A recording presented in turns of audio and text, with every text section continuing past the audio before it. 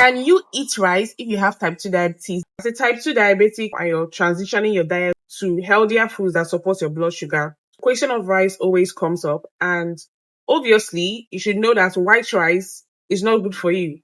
Why? Because it is a processed carbohydrate. It has been stripped of its fiber and will cause your blood sugar to spike. But there are safer alternatives.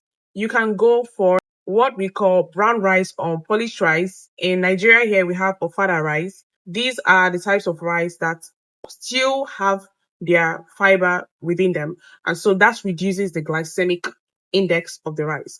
But take note that the fact that the glycemic index of these kinds of rice is lower than white rice doesn't mean that the glycemic load has been reduced. What does this mean? If you take a cup of white rice and a cup of ofada rice, most times their carbohydrate load will be similar.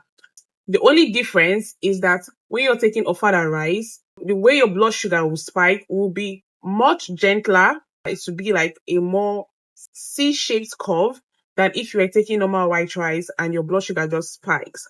And what we want to avoid in type 2 diabetes is your blood sugar spiking, because if your blood sugar spikes, that means your body is going to release a high amount of insulin very fast, and you already have insulin resistance. So you don't want to be pumping huge amounts of insulin into your body. That is why we advise going for low glycemic carbohydrates like brown rice and ofada rice. But you have to take note of your portions when you're eating these kinds of rice. Like I said, the glycemic load, that is the amount of carbohydrates in the rice, has hardly changed. So you need to take less rice. If you're any carbohydrate at all, you must be eating less carbohydrate. And the way you eat less carbohydrate is by properly balancing your meals. The fact that you're taking ofada rice doesn't mean that you can eat one full plate of rice and think that you're safe.